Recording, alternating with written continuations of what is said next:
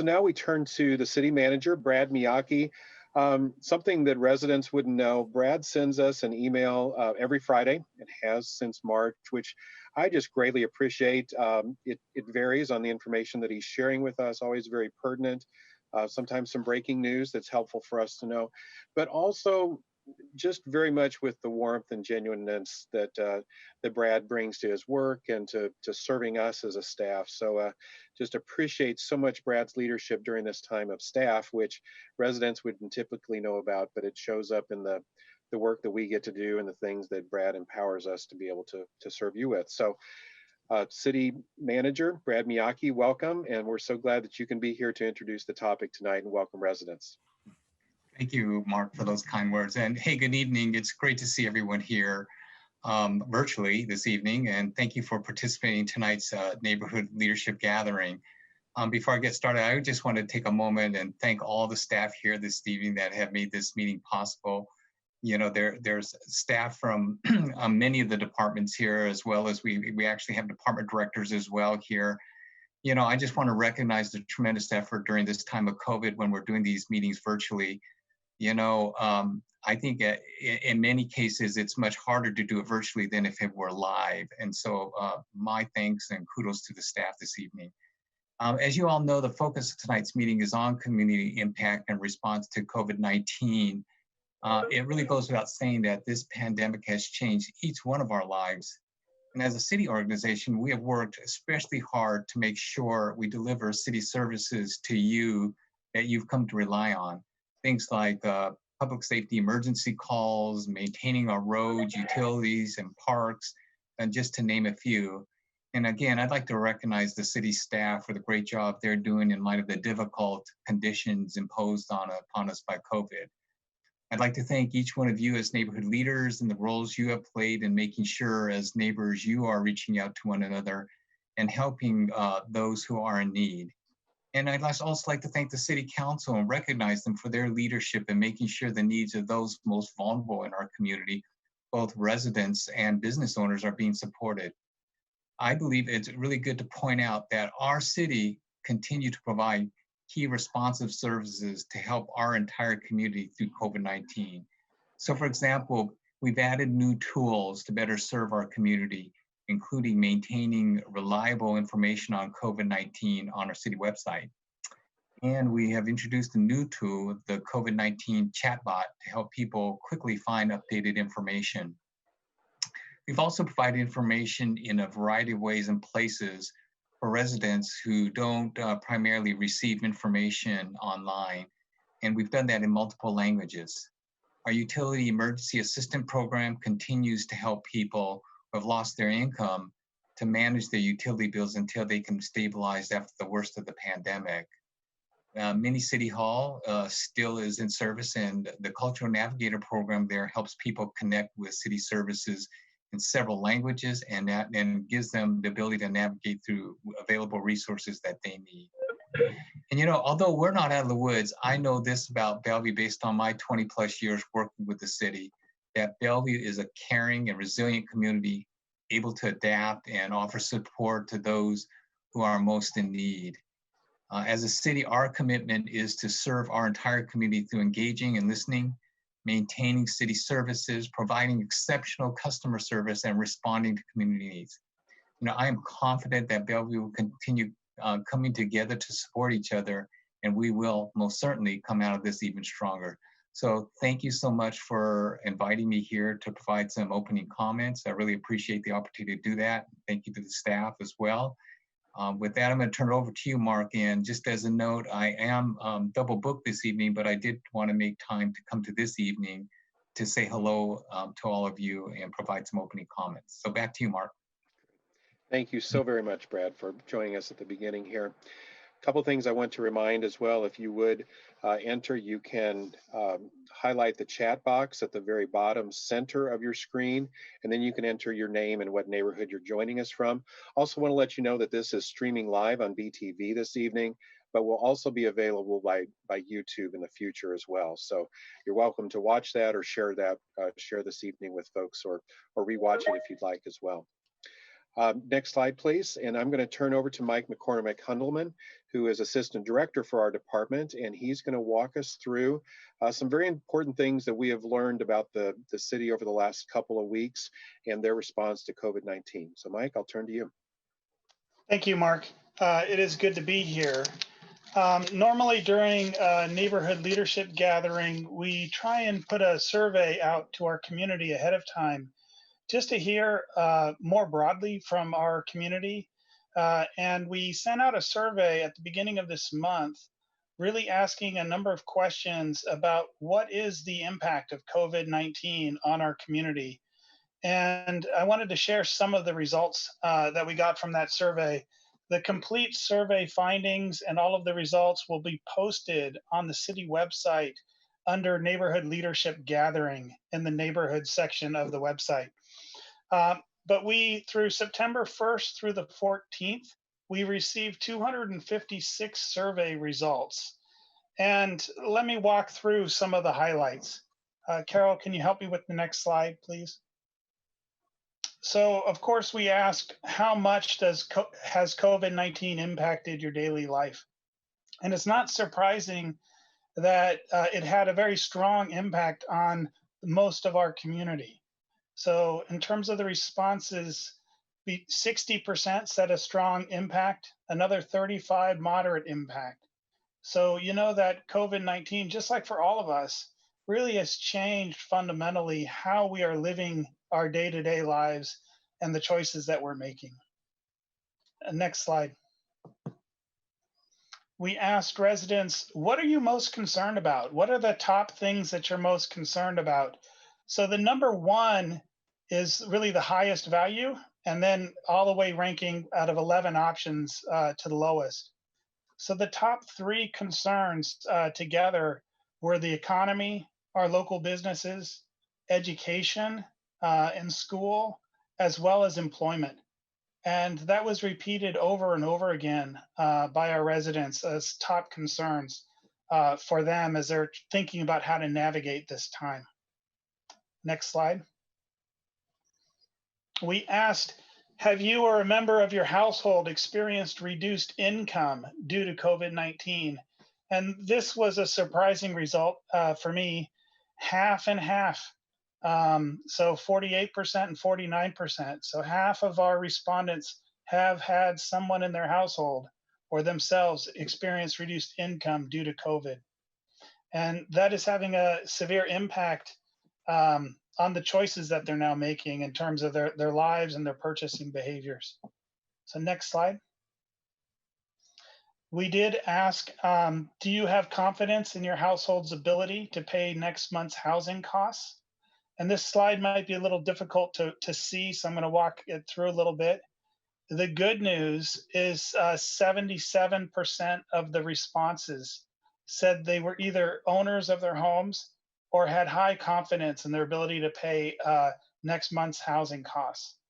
But that does mean that 23% of our residents in survey responses said that they have moderate, slight, or no confidence in their ability to pay next month's housing costs.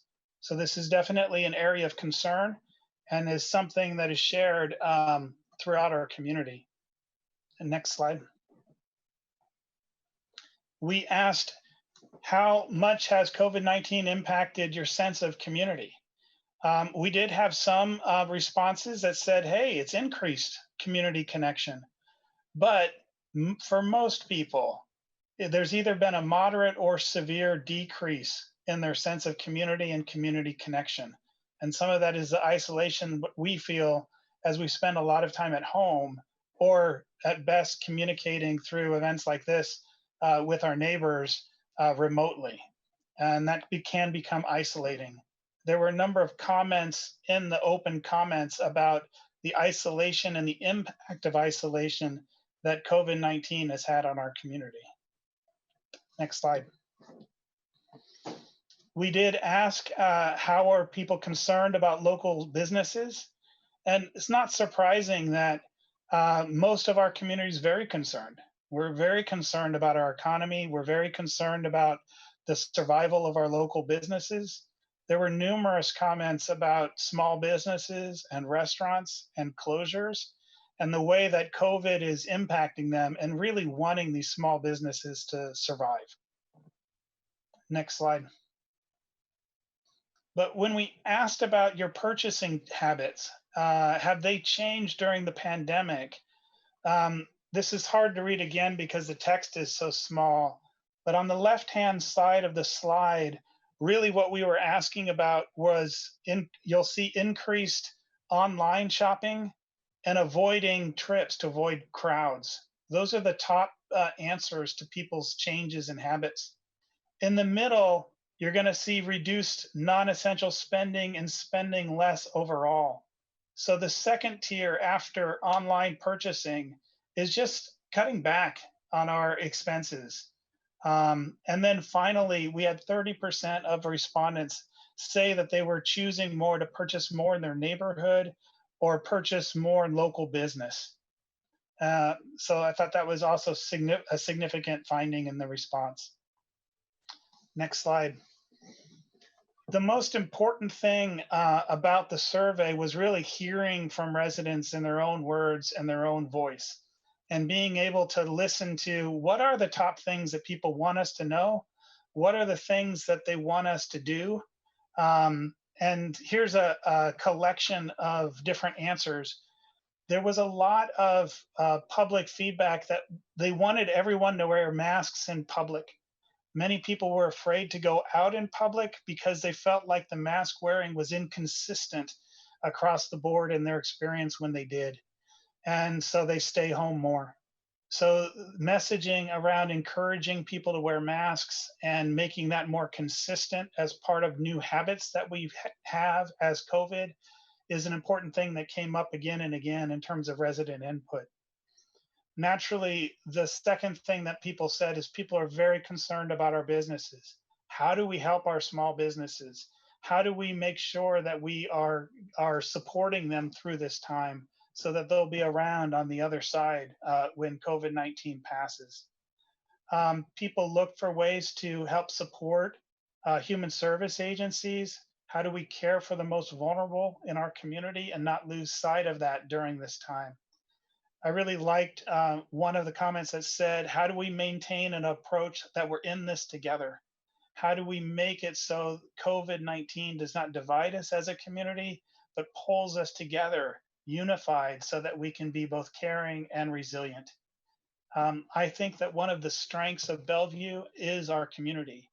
It's our residents, because we always hear very constructive, very positive ways that we can pull together as a community.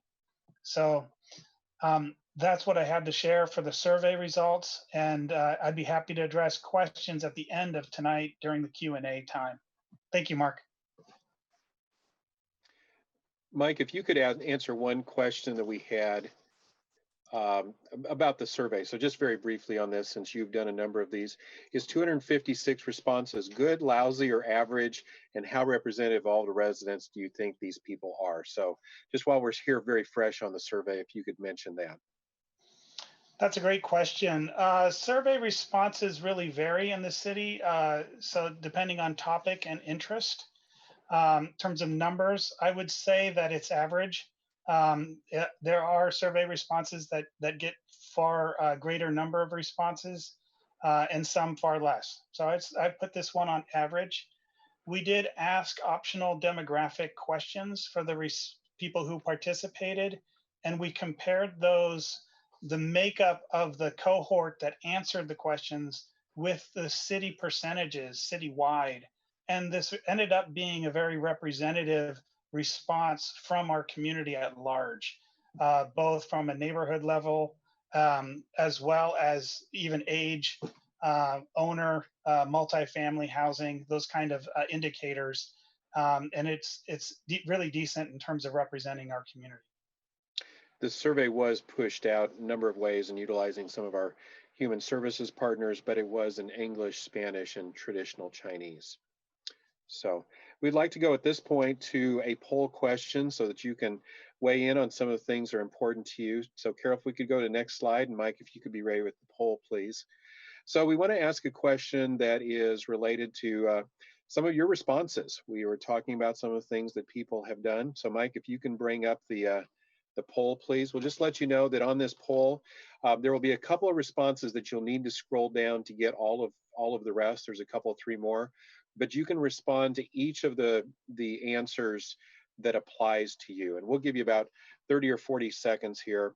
Scroll down to get the rest of them, and you can click on multiple answers, please.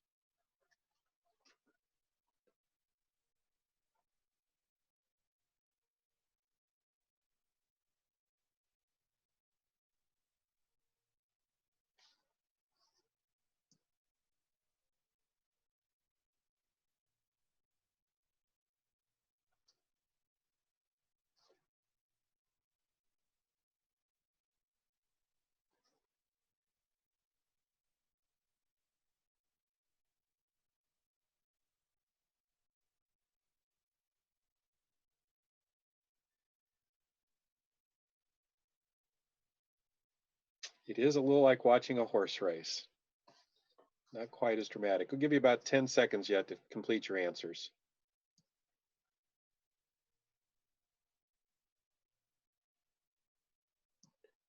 Okay, so you can see here with me some of the most common responses at the very top, if I'm reading correctly here, that we have been wearing masks when we've been out and about. 94% of people responded to that. Respected social distancing or physical distancing, as it's also called, 84%. And then the third highest response, small acts of kindness. Boy, I just cannot emphasize enough just things that we saw in our own neighborhood. Our neighbor a few houses down that went around and took notes, dropped notes on each of our doorsteps and just encouraged us to hang in there, and a few other things in our neighborhood, things that I saw driving around, signs that people did, many things that we are not aware of that you did, that you were recipients of as well. Small acts of kindness, and then a couple more that are at the top here. Participated in community building events, including online, and then purchased more locally to support local businesses. I know as we're seeing the different neighborhoods that are coming in from Newport Hills and Lake Hills and Northtown, those local businesses just mean a lot to us. I can name 2 or 3 restaurants in each of those areas that we appreciate a bunch. So thank you very much. All of those things are not surprising. We've seen those show up as well. Now, if you want to release the survey, if you go to the upper right of the poll, there's an X, it will turn red as you scroll up there with your cursor and then hit the red box and X and it will close. Next slide, please, Carol. So now I'm just very glad to be able to welcome 2 of our partners, part of our One City. Relatively new, quite new actually, Director of Parks and Community Services, Michael Shiosaki, and Assistant Director Tony Esparza, and they're going to be talking to us this evening about things that they have observed in parks, but also in our city community services, human services as part of their department as well. So Tony and Michael, if you would bring up your video and audio, please. We're just very much looking forward to what you have to share. Some of the things that we've seen, but some of the things that you have a unique view on with parks as well as community services. So Michael and Tony, welcome. Great, thank you. Good evening, everyone. Thank you for joining tonight's Neighborhood Leadership Gathering. I'm Michael Shiosaki, the Director of Parks and Community Services. The Parks and Community Services Department offers a wide range of services to residents, including parks, natural areas and trails, recreation facilities such as community centers, and oversees several human services programs. The impacts from COVID-19 on each type of service have been very different. Next slide, please.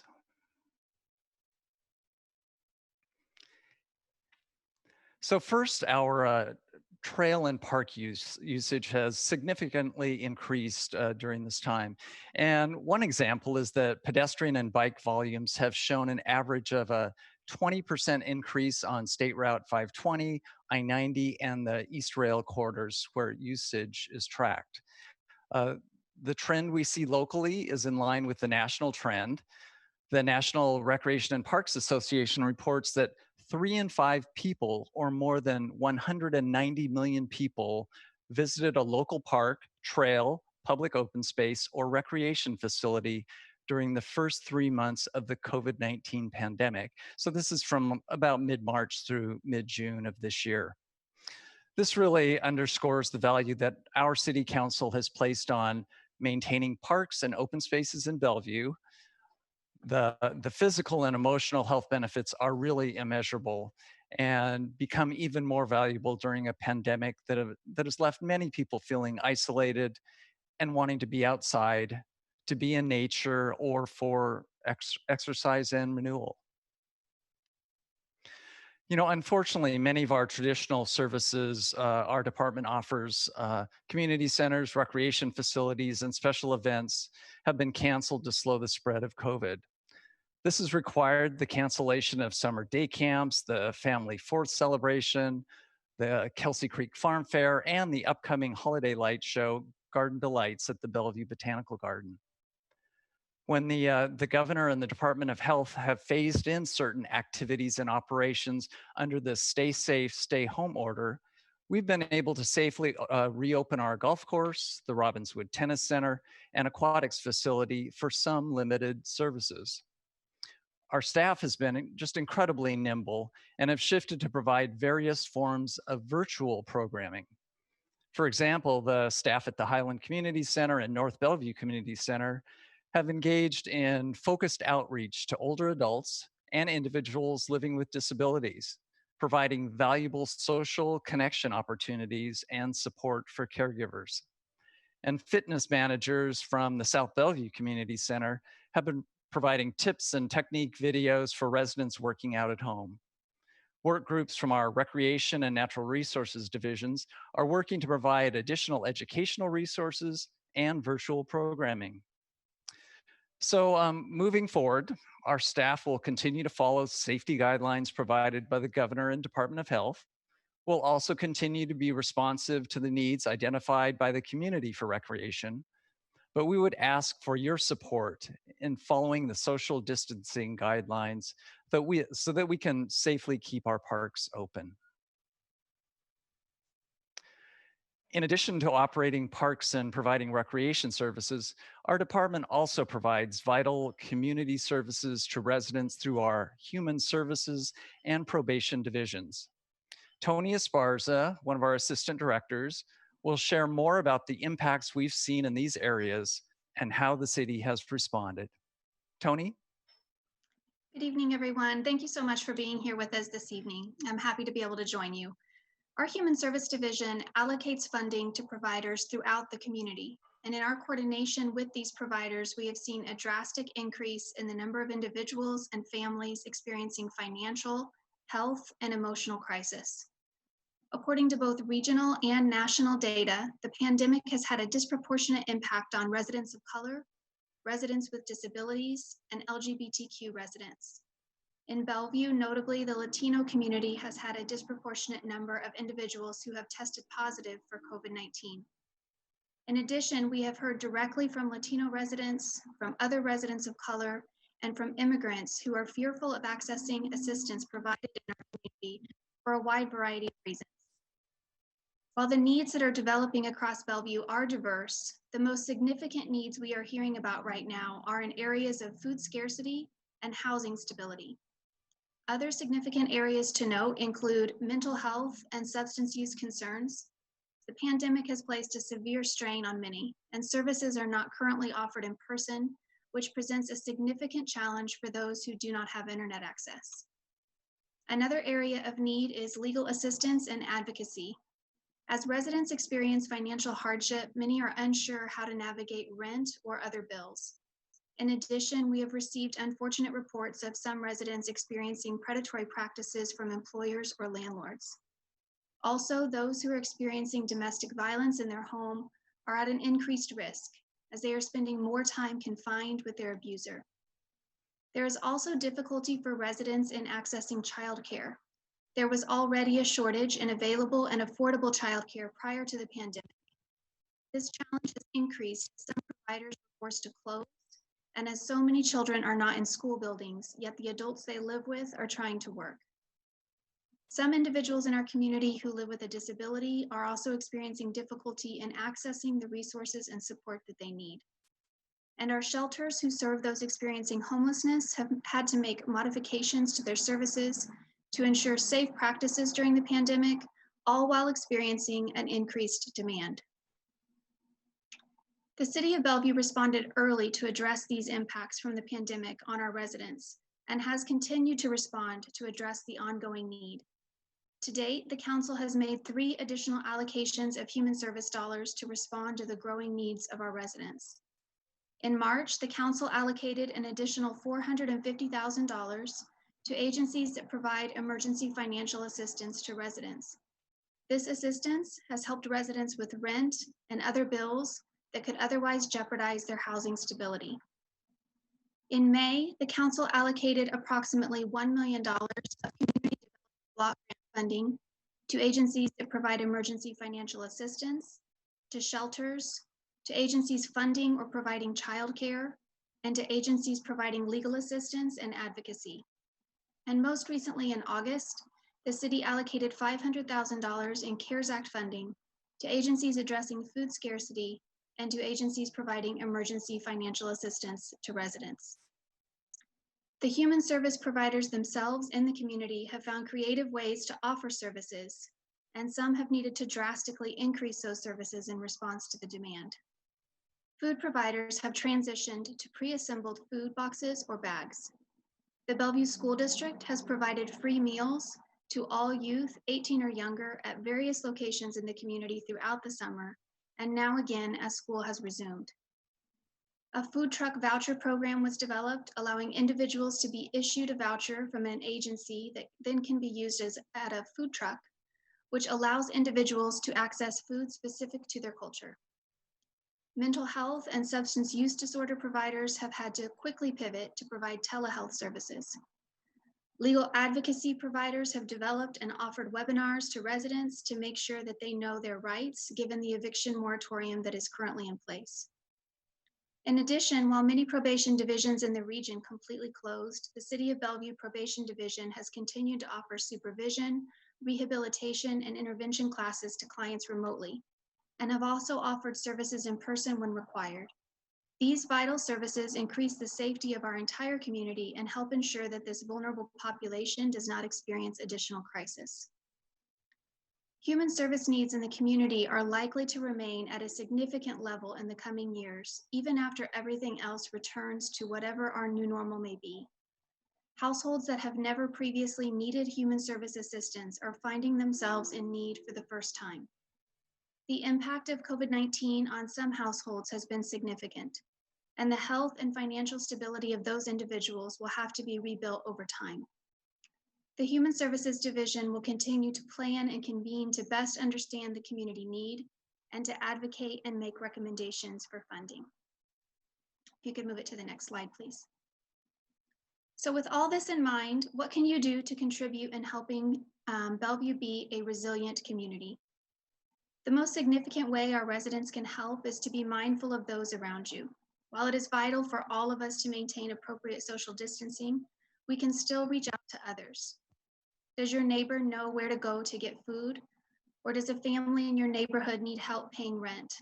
Do you know where to get help yourself or where to direct your neighbor if they are in need? The city has put together a website of resources so that residents can quickly locate the type of help they need. The link is at the bottom of this slide. In addition, a special issue of It's Your City with information about human services was issued in May and went to every household in Bellevue. A resource guide in multiple languages was included. Also, a postcard highlighting critical human services was sent to every household with translations in the top 5 languages found in Bellevue. Also, our human service providers themselves need diverse types of support. Some can use volunteers, while others are in need of donations, including supplies and funding. You can find contact information for agencies on our website to further inquire about how to support the work these agencies are doing in our community. And again, we just really thank you for investing your time with us to learn about and to support our community. And I will pass it back to you, Mark. Great. Thank you, Michael and Tony. I'm going to give you just a couple of questions here. We've got a little bit of time, so I just want to kind of go to some specifics. One that we got previously in a virtual neighborhood walk is, has Parks had to make any adjustment to maintenance of trails and so forth because they've been used quite a bit? So anything that either Michael or Tony you want to address as far as maintenance of trails that some people have been concerned, are they getting the maintenance because of a lot of heavy foot traffic? Well, I think that there definitely has been increased usage, but I don't think it's been to the state that there's been a bunch of additional maintenance, especially during kind of the spring and summer months. I would say, more of that shows up in the wintertime when it's kind of damp and muddy. So I think we're doing okay, but definitely there is increased usage. Good. Also, someone mentioned gratitude for the botanical gardens being open. Just very much appreciate that and seeing families out and that sort of thing. But then also had some questions, and maybe Tony, if you would like to enter once you and Michael go off here, the direct link for where folks can go to both receive help or if they would like to donate.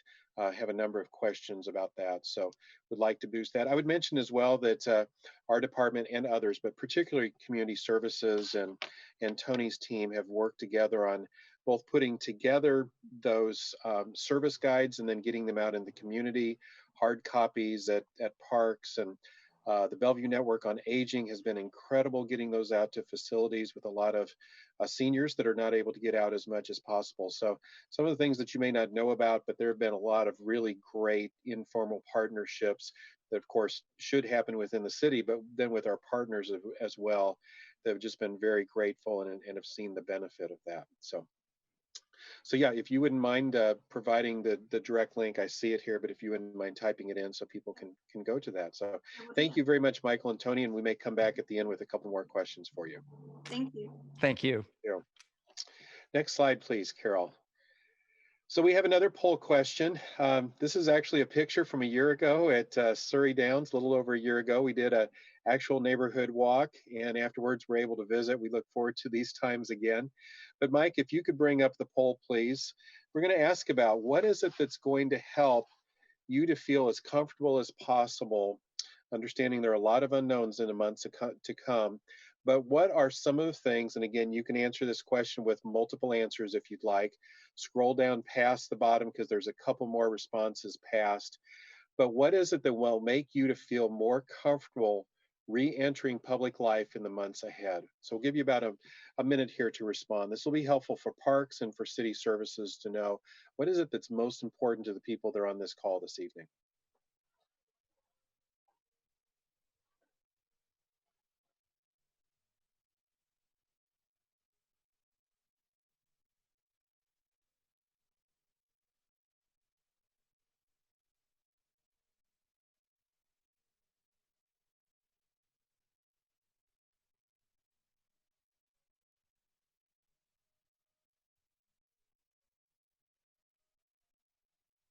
Give me about another 15 seconds, please.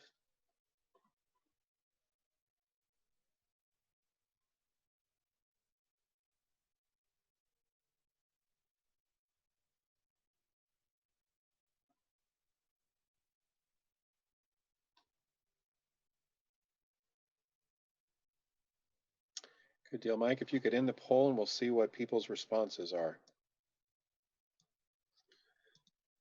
So the top response here is lower COVID positive cases in King County. So we're watching that closely, and I think someone has posted in the chat earlier.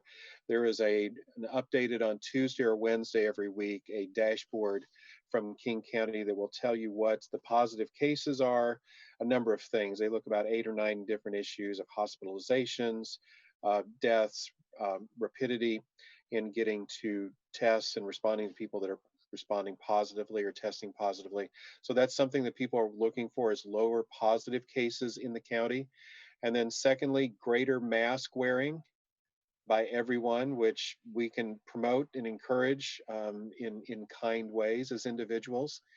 And then I think the next thing that I see is the third most response is more COVID testing available.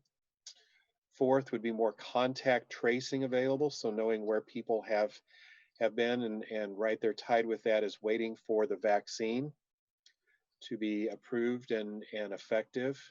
So those are the top 4 or 5 responses there. People have a number of ways that they watch for information. So just very appreciative that people are very thoughtful about what it is that will help them to feel even more comfortable.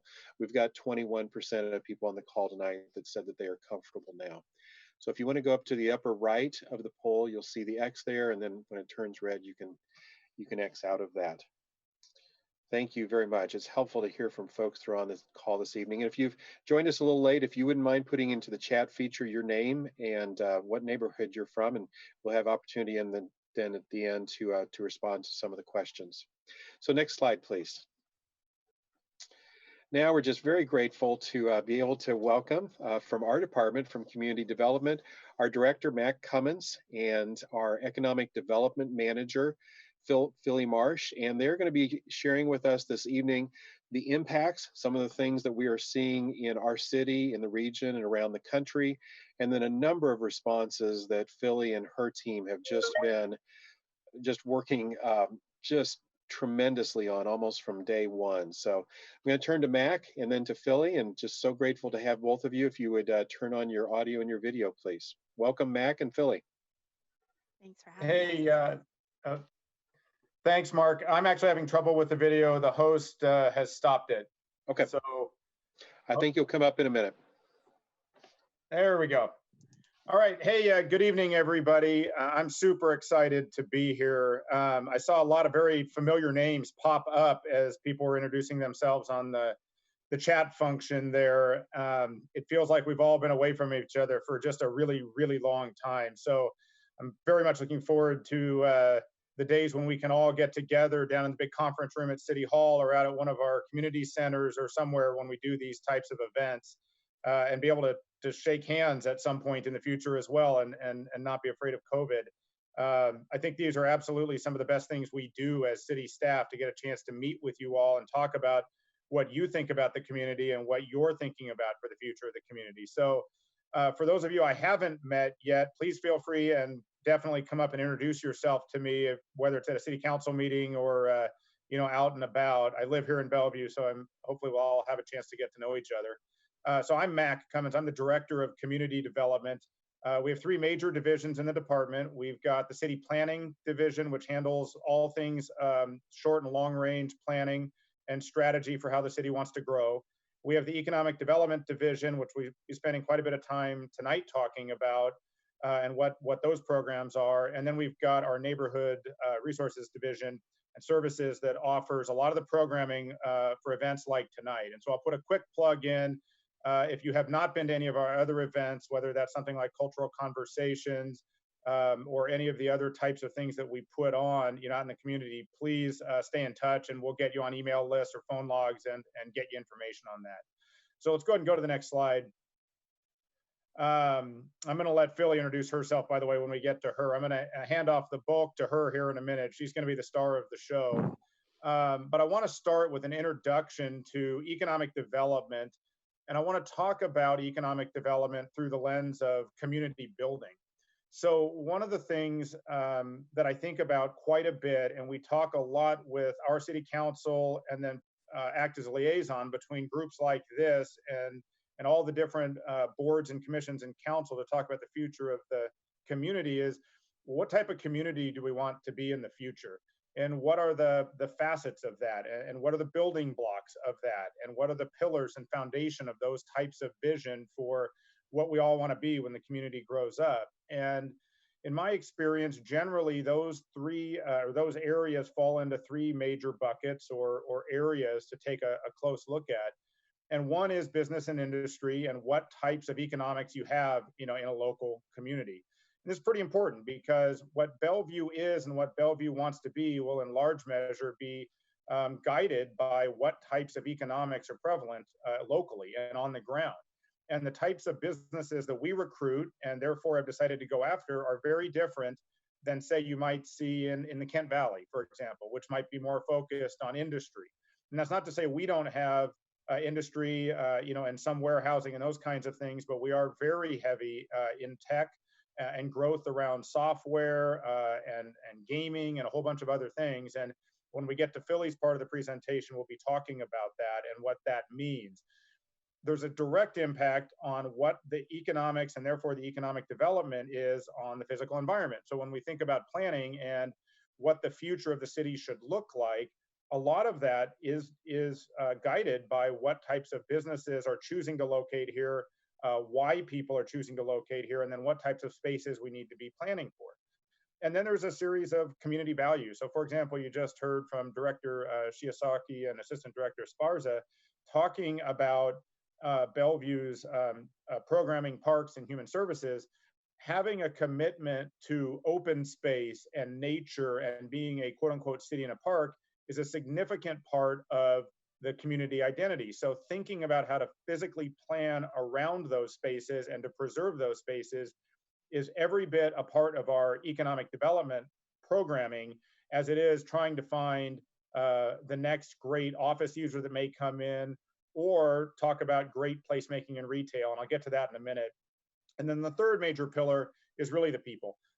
And that's really this group and all of your friends and the rest of the residents of Bellevue. And failure to think about the people and what they want and the neighborhoods and the issues that are really important to them will be tantamount to failure in terms of thinking about how to build the community for the future. So what we've done in the department is organize the three major divisions to be working and rowing in the same direction with the overlap that you see here.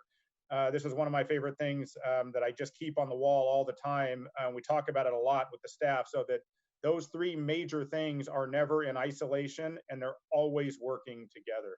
So I tend to show this just as a background slide to try to articulate where any one of those three things we happen to be talking about on that night sort of fits into the overall game plan. So let's go to the next slide. I'm going to talk just briefly on this slide because I'm going to hand this off to Philly here in a bit. The city is undergoing a significant updating of its economic development strategic plan.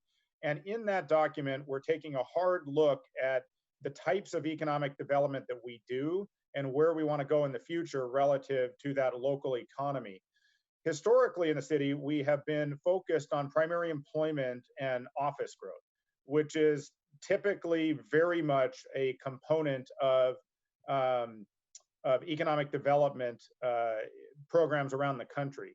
What we've decided to do, and we are advancing, and we'll have another study session on Monday night if anyone's interested in following in with the City Council, is talk about the other components of growing the local economy, which relate to things around placemaking and what draws people into an area.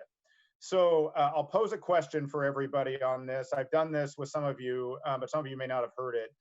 The age-old economic development question is, does capital follow labor or does labor follow capital? And said another way, do people move to where jobs are, or in the future, are employers going to need to move their companies or their hubs to where people want to be? So if you think about younger people and you think about, well, just right now in the middle of COVID, how transient we can be and how technology allows us to work from somewhere other than a physical office building, it does lend itself to a conclusion that in the future, capital will have to follow labor because people will want to make locational choices based on their lifestyle and their family needs and all those other things, every bit as much as they will want to just be where the office building is. So as we look at economic development, we are thinking about what is the role of retail? What is the role of restaurants? What is the role of tourism, for example, and visitor and convention business, and arts and culture, and the things that make a city a super desirable place to live and work.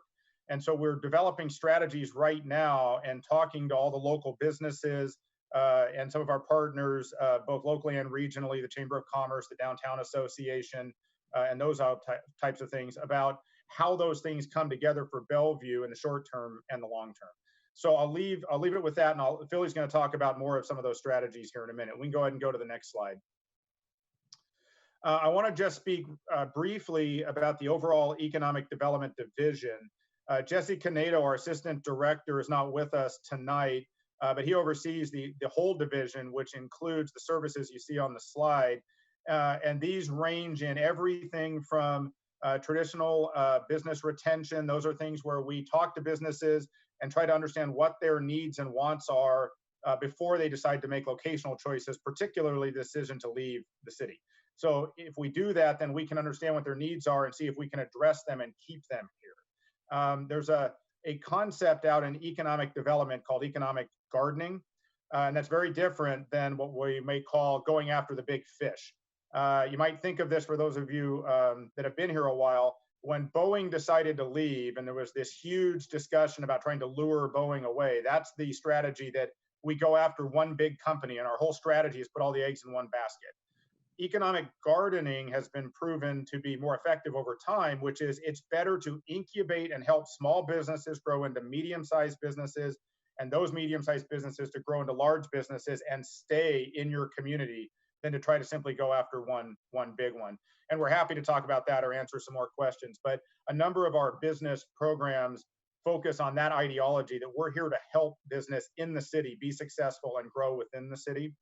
And the other part of the economic development division that I want to point out is we also have the arts and culture division. So if you ever come down to the Bellevue Art Fair or Bellwether, or you notice public art somewhere in the city, those things are administered through our economic development division. And then the last part, just kind of broadly, is we work with the Visit Bellevue folks over at Maidenbauer Center with our tourism bureau, and there's a whole lot of things that are planned to get up and running there as soon as we come out of COVID. Actually, they're ready to launch this summer, but they weren't able to for other reasons.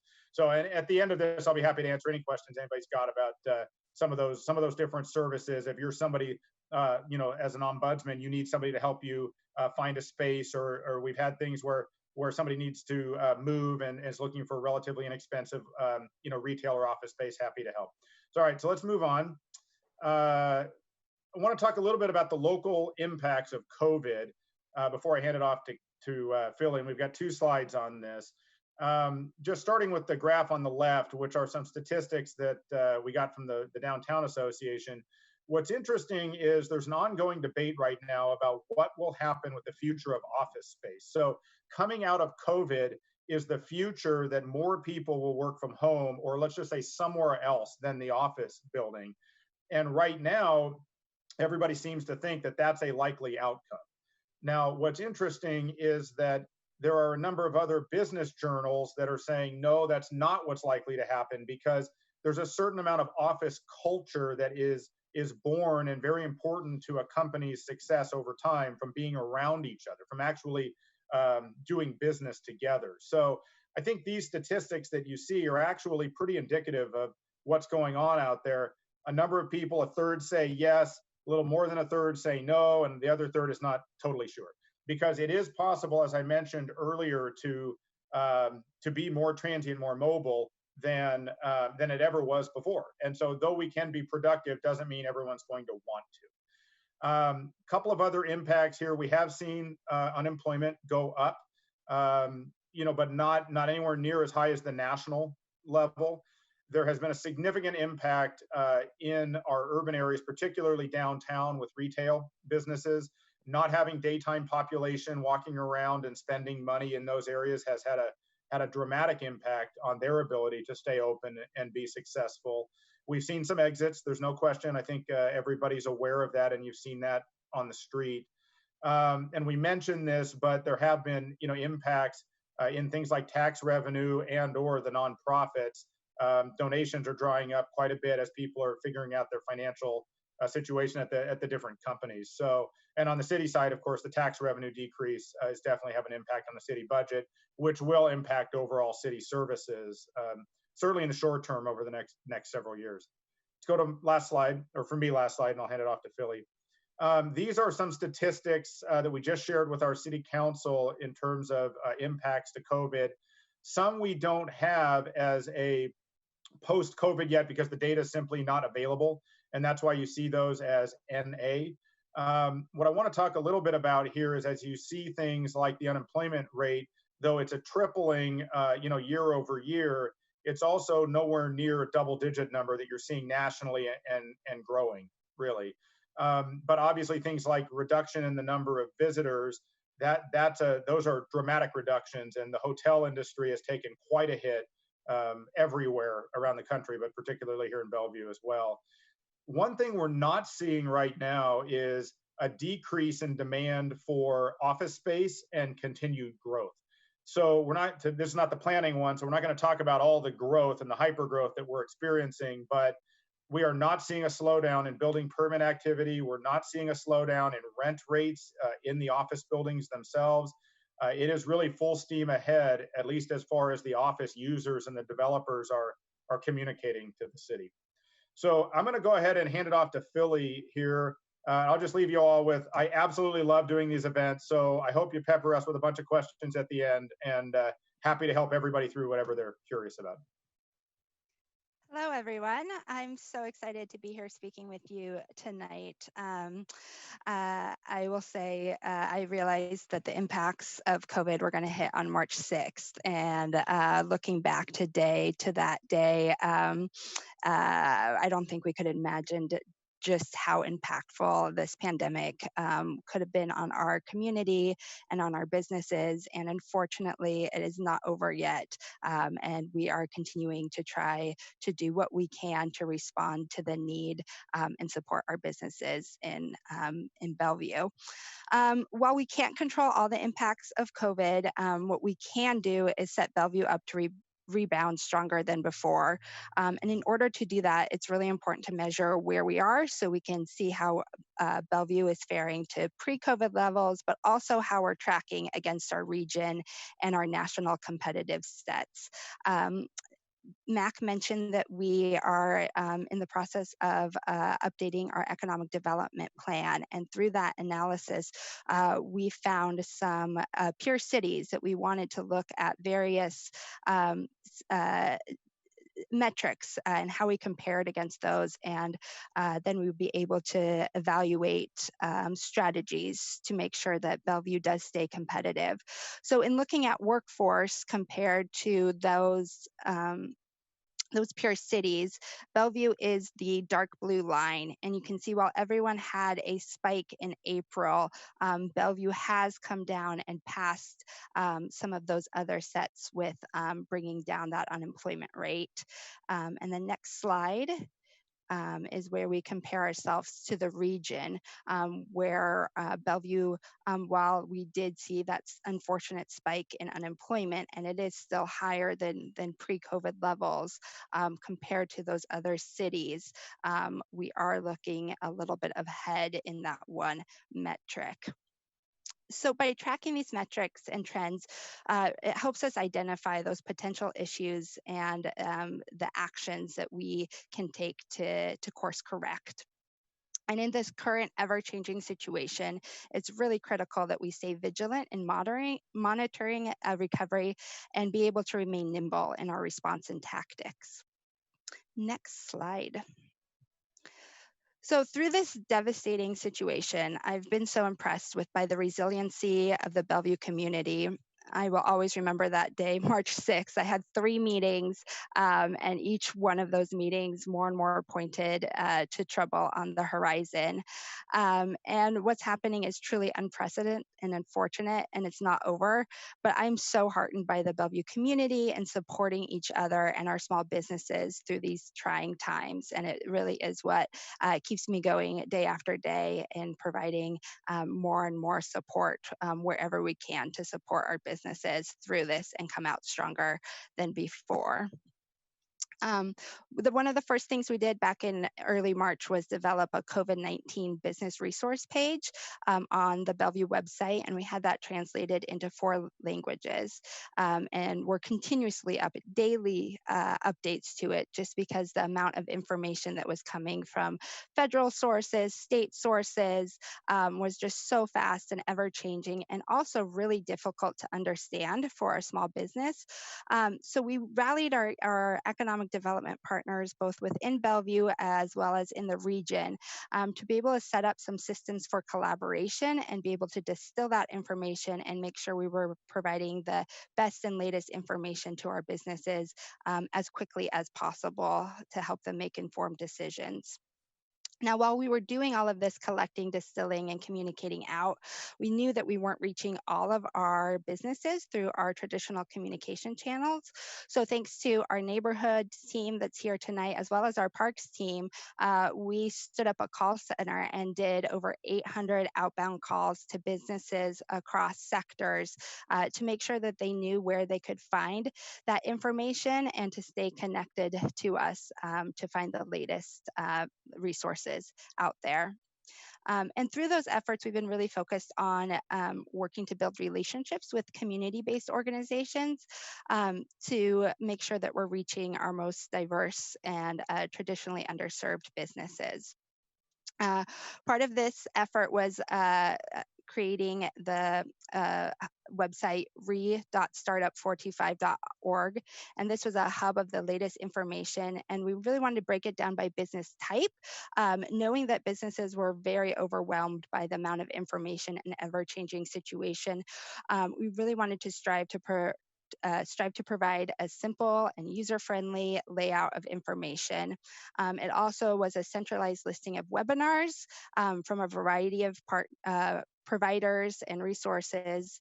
And then we worked with our Startup 425 partners to expand programming to help address the challenges. And that's where we partnered with Business Impact Northwest to provide free one-on-one technical assistance to businesses evaluating financial options and loan opportunities such as the PPP. And that service has been provided so far to over 120 Bellevue businesses, many that resulted in successful loan packages, helping to support the retention of over 1,000 jobs within Bellevue. And then we do know now from the Treasury Department that over 4,000 Bellevue businesses did access those PPP loans to help them get through these trying times. Another thing we did was with restaurants continuing to offer takeout, we wanted to make sure that our residents and the customers were aware of what restaurants were open and have an easy place for restaurants as they maybe decided to reopen to be able to provide their information. So we started a map that was What's Open East Side, and it's a super easy ability for restaurants to be able to input their information. We wanted to make sure that that barrier was really low. Some of our businesses don't have the technical savvy to create Yelp profiles, to do e-commerce through social media platforms. So we wanted to make sure that there was something that was accessible and easy for our restaurants across Bellevue. And then I just also want to point out, we were just so heartened by the ability of our local businesses who are suffering to be able to rise up and support others during the time. And we created a list that lives on engagingbellevue.com. And this is everything from coffee shops to restaurants that were providing free meals to frontline workers, to various businesses who pivoted manufacturing to PPEs, et cetera. Next slide. One of the things I just want to highlight really quickly, and I think I may have got pinged that I need to speed things up. I could talk forever about the last 6 months that feels like 6 years, is we worked with the BDA to create the Heart of Bellevue campaign. And this campaign is really designed to connect and promote our local businesses and is just a wonderful showcase of how those businesses have supported one another. So I really encourage you to check this out. Meet the merchant, you see how they've pivoted, and you just are compelled to go and support them. Next slide. So looking ahead, We don't know how much longer the impacts of COVID are going to last. Tune into our ED plan presentation Monday night, where we speak to that in the strategies we have developed moving forward and how to stay flexible and nimble with this ever-changing situation. But we know that strong employment growth will continue. We want to make sure that Bellevue residents are set up to take advantage and benefit from that growth. We know that not all of our restaurants and businesses are going to survive. Right now, we're focusing on helping businesses pivot their operational model, their business model, to be able to be set up for resiliency for that. And we recognize that this pandemic is hitting some industries harder than others, and our new economic development plan has focus areas to support some of those most impacted sectors, such as retail, the creative sector, as well as tourism, to again make sure that they have the tools needed to successfully survive and thrive after this is over. Next slide. So again, what you can do to help support our local businesses is, where possible, please buy local. Check out that What's Open East Side app. Check out the Heart of Bellevue campaign. There's a great Facebook group called East Side Restaurant Support. That it has over 6,500 members whose sole purpose is to support the restaurants on the East Side. We have wonderful creative and cultural organizations. Many of them have pivoted to online programming. Check out those ones that you supported or you frequent before, see what they have to offer. As a mom of a 3 and a 1-year-old, I can vouch that Kids Quest has amazing educational programming, even for the littlest minds out there. And we know historically that after recession, business starts actually increase. So if you yourself have a great business experience, please do consider mentoring our next generation of startups and businesses. We have a program that's called Startup 425 that helps new businesses with the information they need to go from ideation, business planning, marketing plan, finance, and we're looking for mentors to help do that economic gardening of our new businesses. So with that, I think I will open it up for questions here, or hand it back to Mark probably. Yeah, actually, Mike is going to take this over. Thank you so much, Philly. So if we could go to next slide, please. And then Mike is going to begin to go through some of the questions that we've had. Very much appreciate the ones that have been in the chat. If you've got additional questions, we're going to try to get to those as quickly as possible. But of course, Philly and the team are very open to your questions, and Parks and Community Services as well. So turn to Mike for the question portion here. Thank you, Mark. I'm going to ask all of the panelists to turn their videos on and be ready as I kind of fire some of these questions at you. We're going to try and get through as many as we can in the next 10 minutes. So I'm going to start kind of up at the top. And I want to make sure Heidi Dean is asking Mac, if you can say, or Philly, what's the likelihood of Amazon, Microsoft, or other tech companies returning to majority of in-office work? What are you thinking about that? I'll go ahead and start. I think this is a question that's been going from one side to the other side of the spectrum ever since this started. There were reports and speculations that, in an office experience like we were, it was done, everyone was going to move to rural towns. I think Facebook led some of those speculations with some of their announcements about people working, and then now, just last week, we got the announcement that they are purchased the REI building in Bellevue. So I think some of our innovative and creative industries, they are seeing the need and the value of in-person collaboration. We don't know exactly what that's going to look like yet. That is still something that will be figured out and will continue to be figured out. But we in Bellevue are seeing continued investment in office space. For that. Thank you, Philly. Michael, this one is for you. With thousands of residents moving to Bellevue each year, what new parks or green space is being planned? This pandemic has underscored the need for access to nature, but unfortunately, some of our parks, trails, beaches have become too crowded to enjoy safely. That is from Els in Northeast. Well, one of the newest parks that will go under construction next year is in the Newport Hills neighborhood. So there's a new park up there, and there's plans in the works for a new park up in the Bridle Trails neighborhood.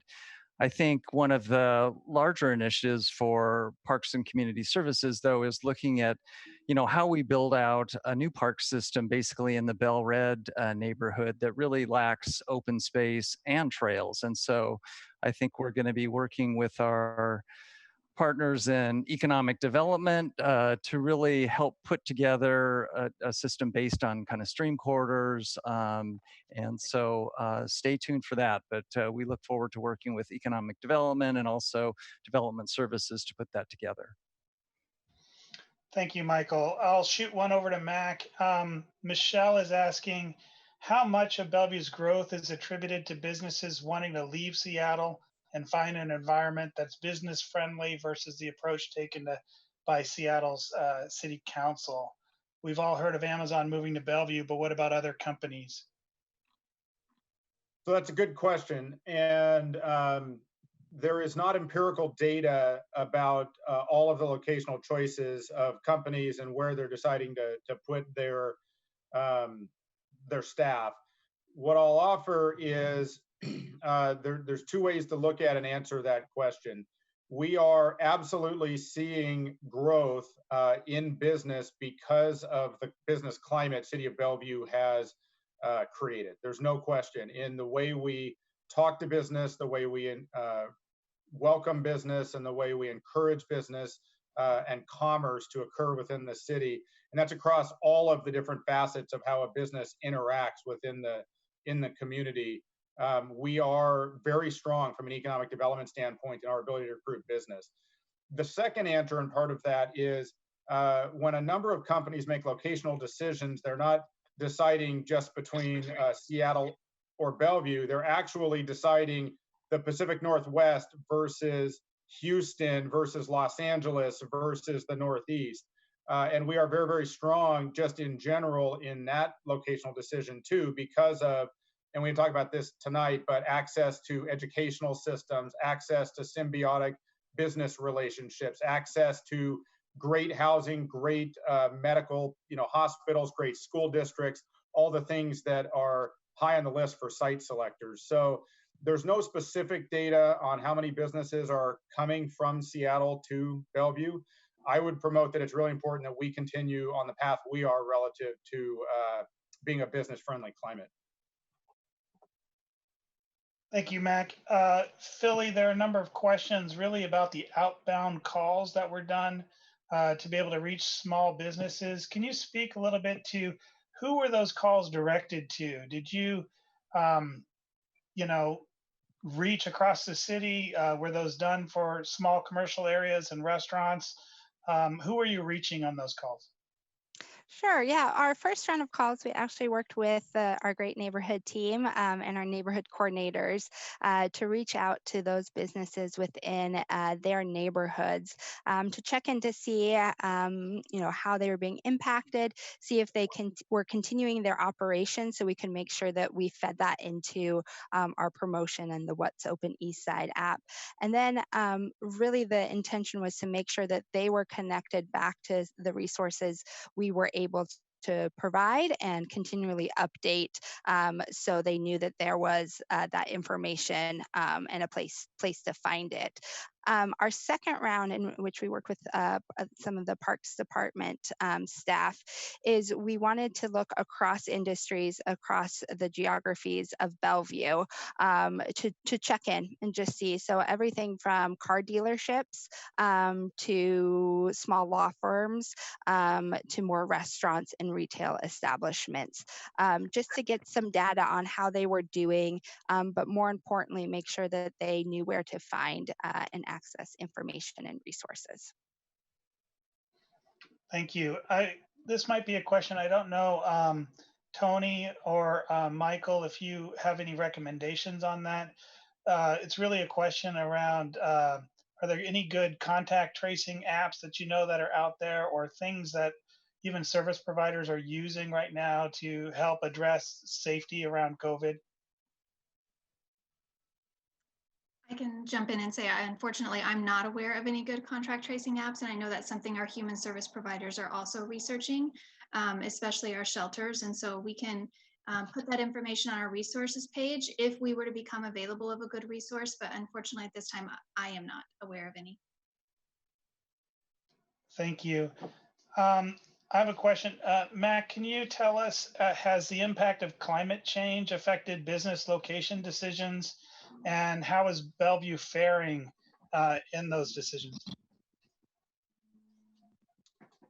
I'm not sure we would say that climate change, we could draw a direct correlation between what we're studying and what we're doing as a community through our environmental stewardship initiative work and the locational choices. I can say for sure that the environment of Bellevue specifically, and maybe the region, as a whole, but for sure when we talk about Bellevue, those amenity structures, and particularly the facilities that Michael and his team have in parks, are significant draws and we hear routinely as a significant part of the reason companies decide to come here. So the question about climate change and its impact, I think that impacts the overall community, and that's why we study it holistically. And we're actually updating the strategic plan on that too through our planning group. So if there's interest in that, happy to get you in touch with those folks. But we've not specifically heard from business or the site selector companies around the country that has an impact. General environment has the impact more than anything. Thank you, Mac. Philly, do you have an answer to maybe Heidi's question on, will we have industrial businesses in a few years with the upzone and redevelopment of the Bell Red corridor? And what's going to happen to all those small businesses? I'm actually going to punt that one back to Matt, who I think has a little bit more information on the planning process of that. Sure, yeah, I'm happy to do that. Yeah, to answer that question, I don't think we're likely to see an increase in industrial or manufacturing uses because the value of land with the current Bell Red zoning that was upzoned about 10 years ago has grown substantially to the point that we're more likely to be concerned that we're going to be losing those businesses, because as they move, a developer buys that property, demolishes the current project, and then builds a much more intense project, we're likely to see more primary employment, residential, or service retail kinds of things. So the question about small business is a really important question, and that's actually something that's getting embedded into the economic development strategic plan that Philly's working on. And we're really concerned about what happens when those small businesses, should they decide to leave the city, and we want to try to retain as many as we can. Thank you. Michael and Tony, I'm not sure which one of you wants to answer this, but there's a statement that COVID-19 is disproportionately affecting Latinos in Bellevue. So what's the city doing to address this? I'm happy to respond from a human services perspective. So acknowledging that each of our residents who may be a part of various cultural groups has their own needs in relation to human services. As new funding has come through, as I mentioned, the council has made 3 new allocations just since March. We've really been focusing on expanding funding to a diverse number of providers. We've also been focusing specifically as it comes to emergency financial assistance, recognizing that we have cultures and residents that would prefer to interact with certain providers and might feel more comfortable. Some have even said more safe there just due to their preferences. So we're trying to find out that information and make sure that funding gets dispersed. We've also asked agencies to identify ways to be flexible in their requirements.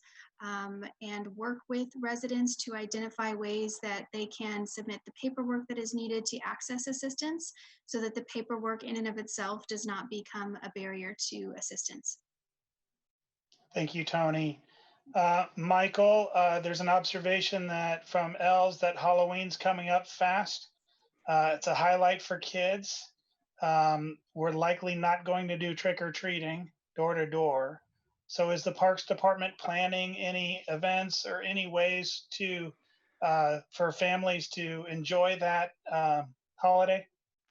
You know, I believe at this point, you know, given where we are in the phasing, that there aren't any events planned to bring people together. I mean, we would probably need to move into phase 4 before we could have any significant gatherings. So at this point, I don't believe we are planning any kind of special events related to Halloween. Okay, thank you. And maybe I'm going to end with Tony. Can you again tell us, for everyone that wants to know how they can show up, how they can help out, how they can contribute, where's the best place for them to go to get that information? Yes, absolutely. So a little, well, actually a lot further up, because you guys have been very interactive. Thank you for your interaction. I did put the link in the comments that will take you directly to the City of Bellevue website that both lists resources of a variety of types that you may want to access for yourself or for a neighboring resident. It also provides links for where you can go if you would like to help, whether that be to volunteer or to contribute. There is also a fillable blank form at the bottom if you have a question you feel was identified on the page. We've launched a chatbot in the city that you can ask questions there too. If you feel like you're not quite finding anything, it may direct you to another aspect of the website. Thank you. And I want to thank the panel for answering questions tonight and being with us and sharing updates on what's going on in our community. So thank you very much. At this time, I also want to ask our council members who are present to share a few thoughts. So we'll start with Council Member Zahn. Can you please join us and share some of your reflections? Yes, absolutely. Thank you, Mike. And thank you, everyone, for being part of this conversation. I think it's amazing that we continue to have staff that are so engaged to make sure that we're reaching out to the community during this time. I mean, certainly we would all love to be in person so we can be part of that community instead of virtually. I'm just glad to see the people that are here and how engaged you are and asking good questions about our community, and the poll responses that really show that as a community, we care about each other, and we want to make sure that when we all emerge from COVID, that right, our neighbors are thriving, our neighborhoods are strong, and then we also have our small businesses that are able to survive COVID. So a couple things I thought, Mike, if we have time, that maybe I could share. Earlier today, we had the King County Board of Health met. I'm a member of that board and had an opportunity actually to hear from both Director Patty Hayes and the medical director, Dr. Duchin. And I think there's a couple of things that give us hope, and that is that we are doing the right things with wearing masks and staying the 6 feet apart. So we at King County have moved down to the medium level of risk from the high level. And she reported that they have started to reach out to the school districts to talk about a hybrid plan for reopening, which I think many in our community have been very, very anxious about.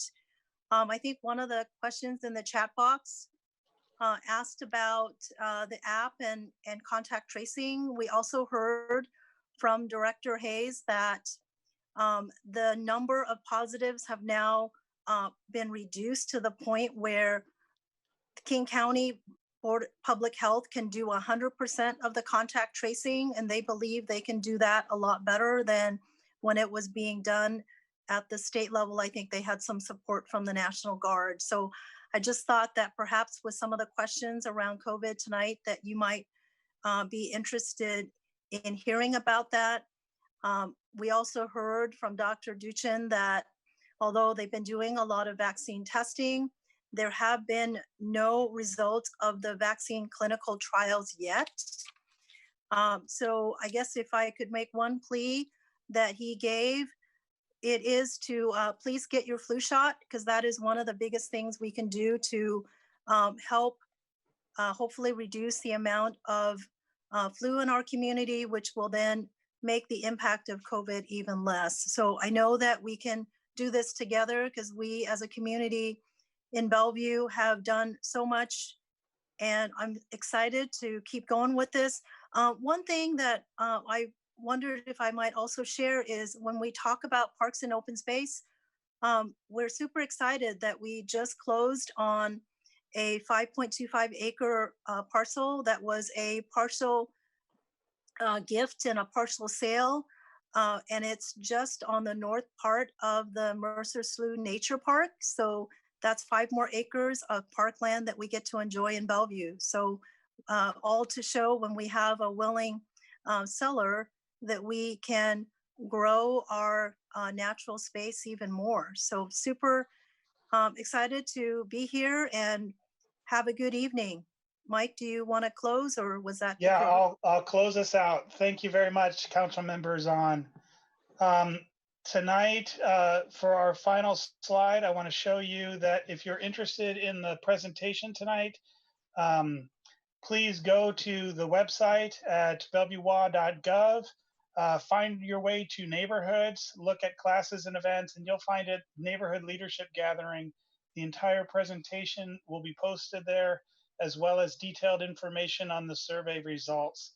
Thank you very much for coming tonight, and we really appreciate you. Stay safe, stay healthy, and we will be a caring and resilient community. Thank you. Good night, everyone.